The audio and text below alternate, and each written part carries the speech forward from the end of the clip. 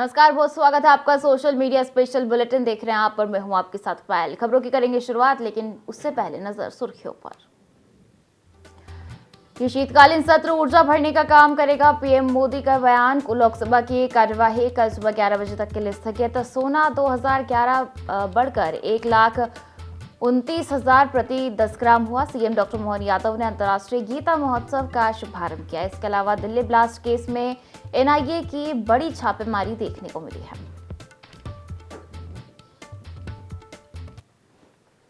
और अब शुरुआत करते हैं आज की बड़ी और महत्वपूर्ण खबर से, जहां शीतकालीन सत्र से पहले पीएम मोदी का संबोधन हुआ। आज से शीतकालीन सत्र की शुरुआत हो चुकी है। ये शीतकालीन सत्र ऊर्जा भरने का काम करेगा, पीएम मोदी ने कहा।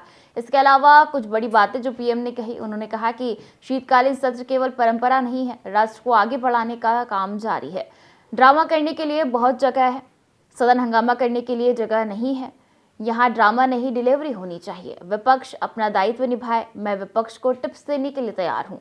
बिहार में रिकॉर्ड वोटिंग हुई, लोकतंत्र की जीत हुई। बिहार की जीत से विपक्ष परेशान है। विपक्ष का खेल देश स्वीकार नहीं कर रहा। राष्ट्र निर्माण के लिए सकारात्मक सोच जरूरी है, नारों नहीं, नीतियों पर बल होना चाहिए।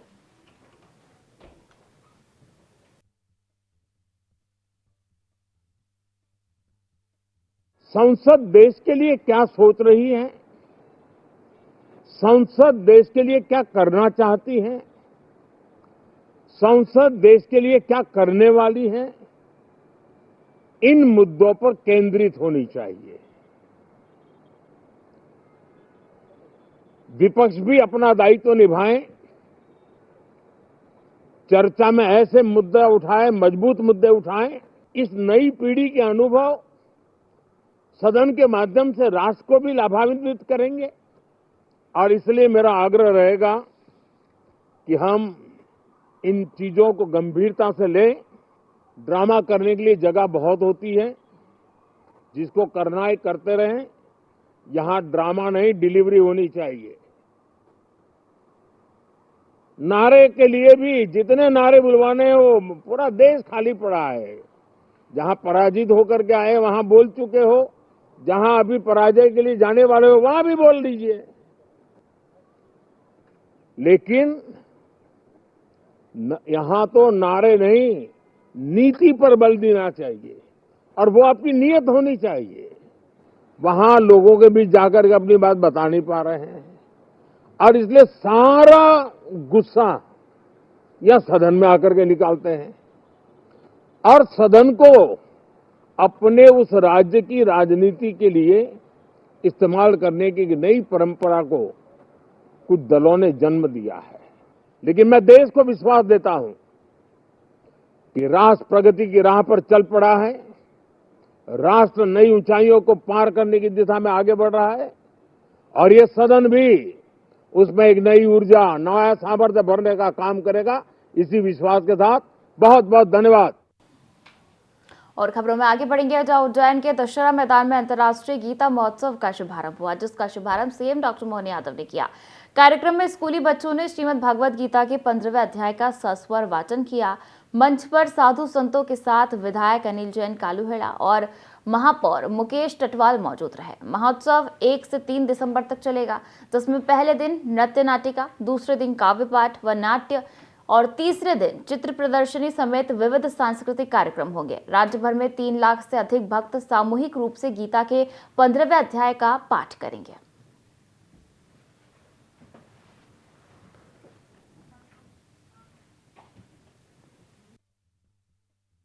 गीता जी के माध्यम से हमारी पीढ़ी, आने वाली पीढ़ी, और खासकर तो लाइफ बैलेंस करने के लिए वाकई अद्भुत है।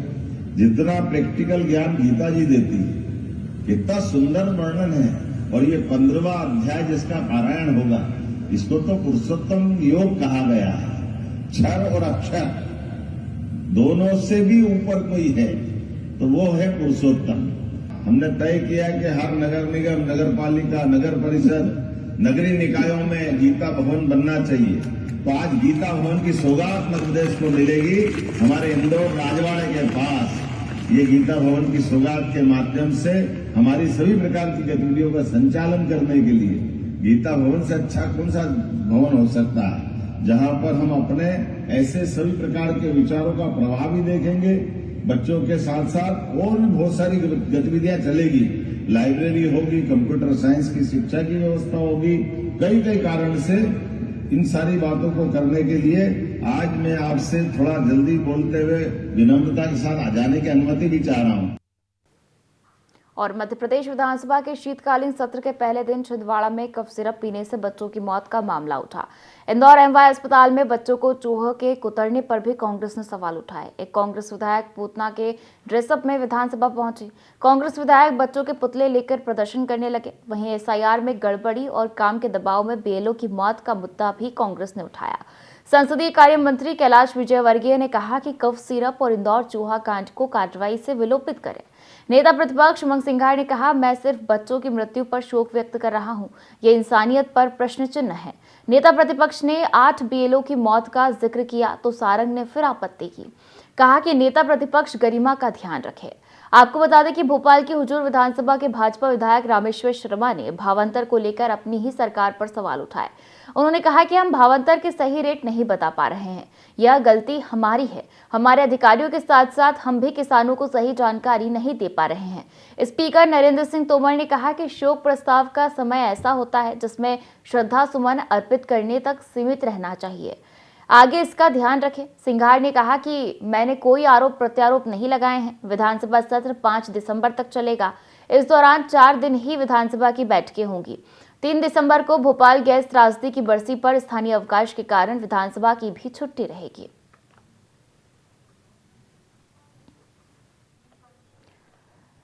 तो देखिए, भोपाल से आपको एक खबर दे रहे हैं, जहां मध्य प्रदेश विधानसभा के शीतकालीन सत्र के पहले दिन छिंदवाड़ा में कफ सिरप पीने से बच्चों की मौत का मामला उठा। इंदौर एमवाय अस्पताल में बच्चों को चूहों के कुतरने पर भी कांग्रेस ने सवाल उठाए।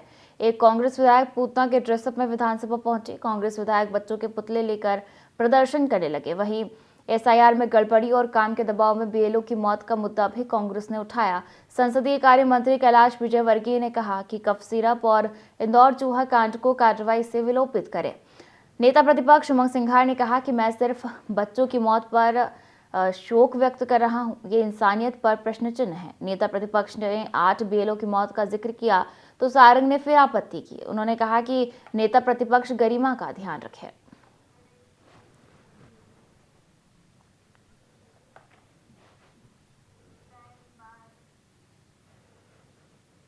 चलिए खबरों में आगे बढ़ेंगे, जहां धनुष और कृति सेनन स्टारर तेरे इश्क में मूवी बॉक्स ऑफिस पर दर्शकों को खूब पसंद आ रही है। ट्रेड वेबसाइट सेकंड छोड़कर किसी और के साथ चली जाती है और शंकर एक आर्मी पायलट बन जाता है। फिल्म में धनुष और कृति सेनन की परफॉर्मेंस की खूब सराहना की गई है। फिल्म का निर्देशन आनंद एल राय ने किया है। इससे पहले वह धनुष के साथ अतरंगी रे और रांझना जैसी मूवी बना चुके हैं। तेरे इश्क में टी सीरीज और कलर येलो प्रोडक्शन के बैनर तले बनी है। इसे आनंद एल रॉय, हिमांशु शर्मा, भूषण कुमार और कृष्ण कुमार ने प्रोड्यूस किया है। फिल्म का म्यूजिक AR रहमान ने तैयार किया है और इसके गाने इरशाद कामिल ने लिखे हैं।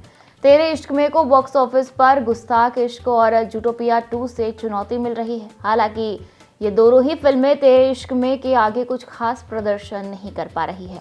गुस्ताख इश्क ने तीसरे दिन रविवार को जहां सिर्फ 18 लाख रुपए की कमाई की, वहीं जूटोपिया 2 ने 3 करोड़ 27 लाख रुपए का कलेक्शन किया। ऐसे में 3 दिनों में जहां गुस्ताख इश्क ने सिर्फ 1 करोड़ 13 लाख रुपए कमाए, वहीं जूटोपिया 2 ने 8 करोड़ 12 लाख रुपए का कलेक्शन किया।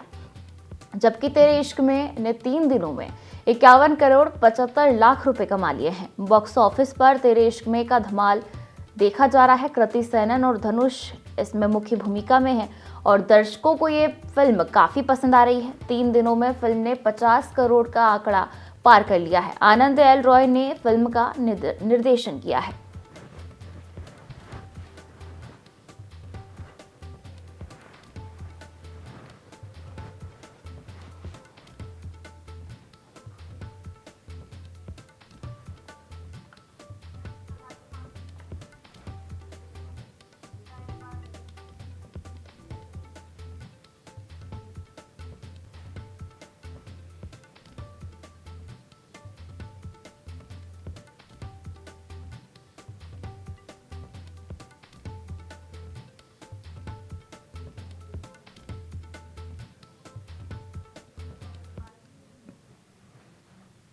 और खबर इंदौर से है, जहां एक छात्रा ने पहले पेंटिंग बनाई और फिर सुसाइड कर लिया। आपको बता दें कि छात्रा ने 2 पेंटिंग बनाई, एक में पहाड़ों का चित्र, दूसरे में खुद का वाई वाई करते चित्र बनाया। तो देखिए 17 वर्षीय छात्रा राधिका दुबे ने फांसी लगाई। काम पर परिवार के लोग गए हुए थे। आजाद नगर थाना क्षेत्र के चौधरी नगर की ये घटना बताई जा रही है। छात्रा के आत्महत्या के कारणों का पुलिस पता लगा रही है।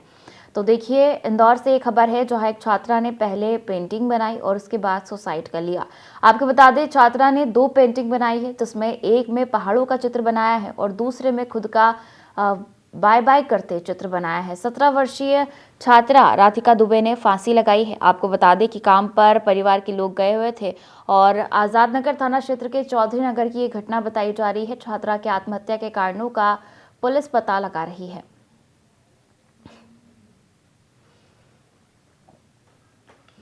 तो देखिए खबर इंदौर से है, जहां पहले एक छात्रा ने पेंटिंग बनाई और उसके बाद सुसाइड कर लिया। आपको बता दें कि छात्रा ने 2 पेंटिंग बनाई, जिसमें से एक में पहाड़ों का चित्र बनाया और दूसरे में खुद का बाय बाय करते चित्र बनाया है। तो देखिए 17 वर्षीय छात्रा राधिका दुबे ने फांसी लगाई है। उसके परिवार वाले काम पर गए थे और इसी दौरान 17 वर्षीय छात्रा ने फांसी लगा ली। आजाद नगर थाना क्षेत्र के चौधरी नगर की ये घटना बताई जा रही है। हालांकि छात्रा के आत्महत्या के कारणों का पता पुलिस लगा रही है।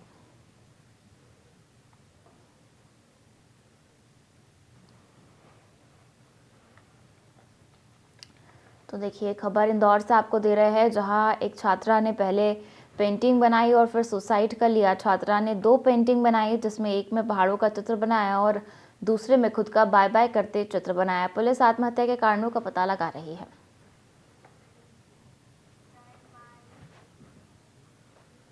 खबरों में आगे बढ़ेंगे, जहां सोने चांदी के दाम में आज यानी 1 दिसंबर को तेजी आई है। India Boolean and jewellers association के अनुसार 10 ग्राम सोना 2011 रुपये महंगा होकर 1,28,602 रुपये पर पहुंच गया है। इससे पहले 10 ग्राम सोना 1,26,591 रुपये था। वहीं चांदी 9,381 रुपये महंगी होकर 1,73,740 रुपये पर पहुंच गई है। इससे पहले चांदी की कीमत 1,64,359 रुपये प्रति किलोग्राम थी। 17 अक्टूबर को सोने ने 1,30,874 रुपये और 14 अक्टूबर को चांदी ने 1,78,100 रुपये का ऑल टाइम हाई बनाया था। अलग अलग शहरों में रेट्स अलग अलग क्यों होते हैं? तो देखिए IBJA के सोने की कीमतों में 3% GST, मेकिंग चार्ज और ज्वेलर्स मार्जिन शामिल नहीं होता, इसलिए अलग अलग शहरों के रेट्स अलग अलग होते हैं। पंजाब नेशनल बैंक समेत कई बैंक गोल्ड लोन रेट तय करने के लिए इन कीमतों का इस्तेमाल करते हैं। आपको बता दें कि इस साल अब तक सोने की कीमत 52,440 रुपये बढ़ी है। 31 दिसंबर 2024 को 10 ग्राम 24 कैरेट सोना 76,162 रुपये का था, जो अब 1,28,602 रुपये हो गया है। चांदी का भाव भी इस दौरान 87,723 रुपये बढ़ गया है। 31 दिसंबर 2024 को 1 किलो चांदी की कीमत 86,017 रुपये थी, जो अब 1,73,740 रुपये प्रति किलो हो गई है। चलिए अब आपको बताते हैं कि आखिर सोने के रेट क्यों बढ़ रहे हैं और दाम केंद्रीय बैंकों की खरीदारी। तो देखिए दुनिया भर के बड़े बैंक डॉलर पर निर्भरता कम करना चाहते हैं, इसलिए वे अपने खजाने में सोने का हिस्सा लगातार बढ़ाते जा रहे हैं। और अब इसका असर क्या होगा ये भी आपको बता देते हैं। तो देखिए जब बड़े बैंक लगातार खरीदते हैं तो बाजार में सोने की मांग बनी रहती है और कीमत ऊपर जाती है। और अब आपको बताते हैं कि क्रिप्टो से सोने की ओर रुख क्यों। तो देखिए क्रिप्टो में उतार चढ़ाव और सख्त नियमों के डर से निवेशक पैसा सोने में लगा रहे हैं। पिछले कुछ समय के दौरान भारत में शेयर बाजार से कम रिटर्न ने भी सोने की ओर जो है लोगों को आकर्षित किया। इसके अलावा शादियों का सीजन शुरू होते ही सोने की डिमांड बढ़ गई है। अब इसका असर क्या हुआ है कि सोने की मांग में तेजी और गोल्ड ETF में बढ़ते निवेश से कीमतें बढ़ जाती है। अब इसका लॉन्ग टर्म एसेट भी आपको बता देते हैं। तो देखिए सोना कभी भी पूरी तरह बेकार नहीं होता, यह नष्ट नहीं होता, सीमित मात्रा में है और महंगाई के समय अपनी कीमत बचा लेता है। और सोने के दाम में बढ़ोतरी हो गई है। 10 ग्राम सोना 2011 रुपये महंगा हुआ है और 1,28,602 रुपये पर सोना पहुंच गया है। इससे पहले 10 ग्राम सोना 1,26,591 पर था और चांदी 9,381 रुपये महंगी हुई है।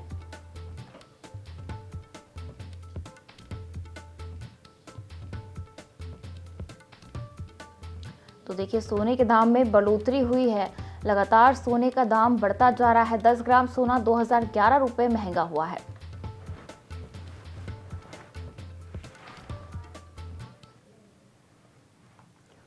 और खबरों में आगे बढ़ेंगे, जहां एक्ट्रेस सामंथा रुथ प्रभु ने सोमवार को द फैमिली मैन के प्रोड्यूसर डायरेक्टर राज निधिमोरू से शादी कर ली है। कपल की शादी कोयम्बटूर के ईशा योग सेंटर के लिंग भैरवी मंदिर में हुई है। सामंथा रुथ प्रभु ने शादी की तस्वीरें पोस्ट कर आधिकारिक घोषणा की है। उन्होंने तस्वीरों के साथ लिखा है 1/12/2025। सामंथा राज ने इंटीमेट वेडिंग की है। इसमें सिर्फ परिवार के लोग और करीबी दोस्त ही शामिल थे। कपल ने ओशो के ईशा फाउंडेशन के लिंगा भैरवी मंदिर में प्राचीन यौगिक परंपरा से भूत शुद्धि विवाह किया है। यह एक खास प्रक्रिया है जिसमें शादी करने वाले दोनों लोगों के बीच ऐसा गहरा रिश्ता बनाया जाता है जो सिर्फ सोच, भावनाओं या शरीर तक सीमित न होकर शरीर के 5 तत्वों के स्तर पर जुड़ता है। लिंग भैरवी मंदिरों या कुछ चुनिंदा जगहों पर किया जाने वाला यह विवाह दंपति के भीतर मौजूद 5 तत्वों को शुद्ध करता है और उनके रिश्ते में शांति, समृद्धि और आध्यात्मिक संतुलन पैदा करता है, जिसमें देवी की कृपा होती है।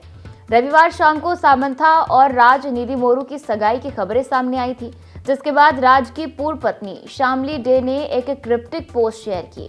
उन्होंने ऑफिशियल इंस्टाग्राम अकाउंट के स्टोरी सेक्शन में लिखा, उतावले लोग उतावले काम करते हैं। आपको बता दें कि सामंथा रुथ प्रभु और राज निधिमोरू की डेटिंग की खबरें बीते कई महीनों से सुर्खियों में हैं। दोनों ने popular series the family man के दूसरे सीजन में साथ काम किया था। द फैमिली मैन 2 सीरीज 29 दिसंबर 2020 में रिलीज हुई थी और इसके बाद से ही सामंथा और राज निधिमोरू को कई मौकों पर साथ स्पॉट किया गया था। हाल ही में सामंथा ने राज को गले लगाए हुए एक तस्वीरें पोस्ट कर रिलेशनशिप का हिंट भी दिया था। हालांकि दोनों ने कभी अपना रिलेशनशिप ऑफिशियल नहीं किया। 50 साल के राज निधिमोरू फिल्म मेकर है। उनकी और डीके की फिल्म मेकर जोड़ी फिल्म इंडस्ट्री में काफी पॉपुलर है। दोनों ने यूके से सॉफ्टवेयर इंजीनियरिंग करने के बाद 2002 की फिल्म शादी.com के साथ फिल्म इंडस्ट्री में करियर की शुरुआत की थी।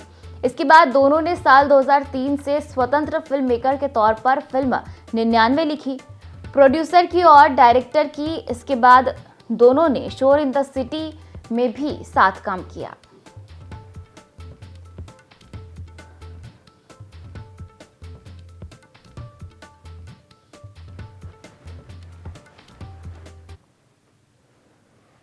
और यूपी के औरैया से एक हैरत अंगेज मामला सामने आया है, जहां गोलगप्पा खाने के दौरान महिला का जबड़ा खिसक गया और महिला का मुंह खुला का खुला रह गया। महिला को आनन फानन में संयुक्त चिकित्सालय में भर्ती कराया गया, जहां उसका प्राथमिक उपचार किया गया, लेकिन जबड़ा बंद नहीं हुआ। इसके बाद उसे हायर सेंटर रेफर कर दिया गया। बता दें कि दिव्यापुर के गांव गौरी किशनपुर की महिला किसी काम से औरैया आई थी और इसी दौरान उसने एक चाट के ठेले पर गोलगप्पे खाने शुरू किए, लेकिन गोलगप्पे खाने के दौरान उसका जबड़ा खिसक गया और उसका मुंह खुला का खुला रह गया। काफी देर कोशिश करने के बाद जब महिला का मुंह बंद नहीं हुआ तो उसे संयुक्त चिकित्सालय औरैया में ले जाया गया, जहां पर डॉक्टरों ने उसका प्राथमिक उपचार किया, लेकिन इस दौरान उसका मुंह खुला का खुला रहा। मामले की गंभीरता को देखते हुए डॉक्टरों ने उसे हायर सेंटर रेफर कर दिया। यह घटना लोगों में चर्चा का विषय बनी हुई है। तो देखिए, औरैया से यह अजीबोगरीब खबर सामने आई है, जहां महिला का गोलगप्पा खाते वक्त जबड़ा खिसक गया।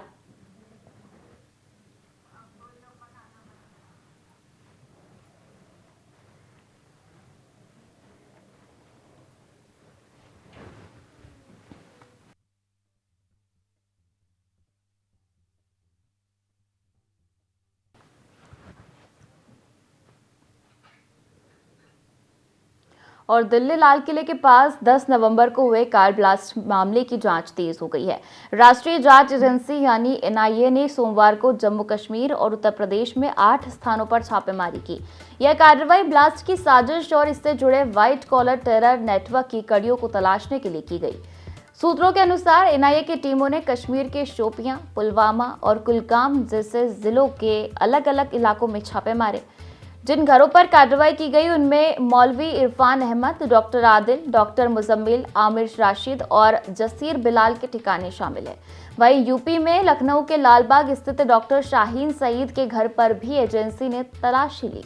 उनके पिता सईद अंसारी से टीम ने लंबी पूछताछ की। हालांकि यह स्पष्ट किया गया कि डॉक्टर शाहीन को इस दौरान लखनऊ नहीं लाया गया था। आपको बता दें कि जांच एजेंसी ब्लास्ट में इस्तेमाल कार और उससे जुड़े तकनीकी सपोर्ट की गुत्थी सुलझाने में जुटी हुई है। एनआईए पहले ही मौलवी इरफान, डॉक्टर आदिल और जसीर बिलाल सहित 7 आरोपियों को गिरफ्तार कर चुकी है। इनमें से 5 कश्मीर के रहने वाले हैं।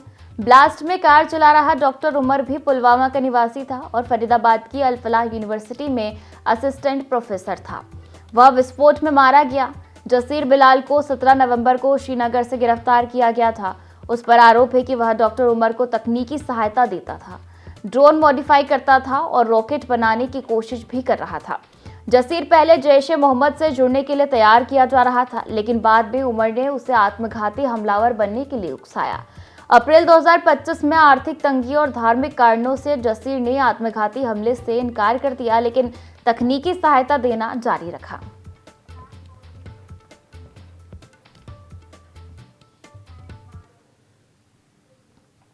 और रांची में खेले गए पहले वनडे में भारत ने साउथ अफ्रीका को 17 रन से हराकर सीरीज में 1-0 की बढ़त बना ली। इस मैच में विराट कोहली ने 135 रन की शानदार पारी खेलकर टीम को जीत दिलाई। मैच के बाद कोहली ने साफ कहा कि अब उनका पूरा ध्यान सिर्फ वनडे क्रिकेट पर है। वे पहले ही T20 और टेस्ट क्रिकेट से संन्यास ले चुके हैं और हाल ही में टेस्ट सीरीज में भारत की 0-2 से हार के बाद उनकी टेस्ट टीम में वापसी के कयास लग रहे थे, लेकिन रांची में बेहतरीन प्रदर्शन के बाद कोहली ने इन चर्चाओं को खत्म कर दिया। कोहली को प्लेयर ऑफ द मैच चुना गया। उनके बयान के बाद जब उनके वर्ल्ड कप खेलने को लेकर सवाल पूछे गए तो टीम के बल्लेबाजी कोच सितांशु कोटक ने कहा कि जब वे इतनी अच्छी फॉर्म में हैं तो ऐसे सवाल उठाने की जरूरत ही क्या है। मैच के बाद विराट कोहली ने कहा कि उनकी तैयारी पूरी तरह मानसिक होती है। उन्होंने बताया कि जब तक शरीर की स्थिति ठीक रहती है और वे मानसिक रूप से शार्प महसूस करते हैं तब तक उन्हें खुद पर भरोसा रहता है। कोहली ने कहा कि वे मैच से पहले एक दिन का ब्रेक लेते हैं क्योंकि अब 37 साल की उम्र में रिकवरी के लिए समय की भी जरूरत होती है।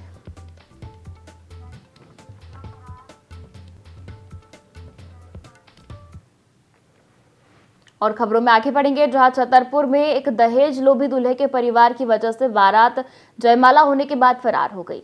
घटना कोतवाली थाने के नौगांव रोड स्थित शांति मैरिज हाउस की है, जहां टीकमगढ़ जिले के पलेरा थाना क्षेत्र से लड़की पक्ष अपनी बेटी नीतू की शादी करने सिविल लाइन थाना क्षेत्र के देरी रोड के दूल्हे गौरव से शादी करवाने आया था। तभी रात में जयमाला के बाद दूल्हा पक्ष 10 लाख रुपए दहेज के लिए और मांग करने लगा। दूल्हे के पिता की मांग देखते हुए दुल्हन पक्ष ने दूल्हे के पिता के हाथ पैर जोड़े, मिन्नतें की, लेकिन दूल्हे के पिता नहीं माने और फिर दूल्हा शादी के मंडप से फरार हो गया। दुल्हन के परिजन बारात लौटाने पर गमगीन हैं।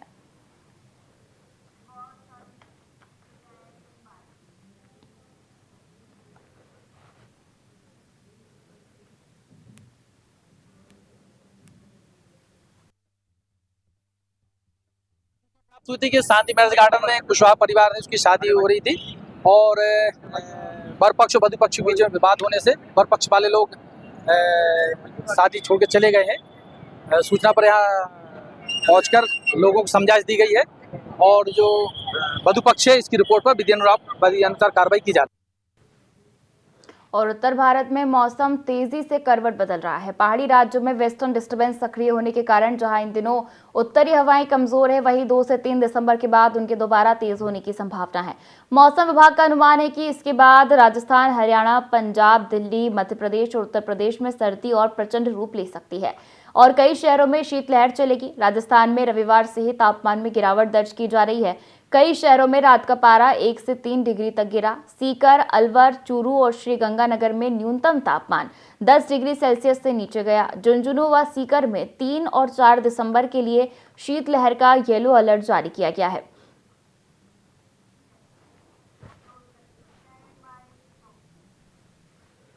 और इस बुलेटिन में फिलहाल इतना ही। आप बने रहिए IND24 के साथ। नमस्कार।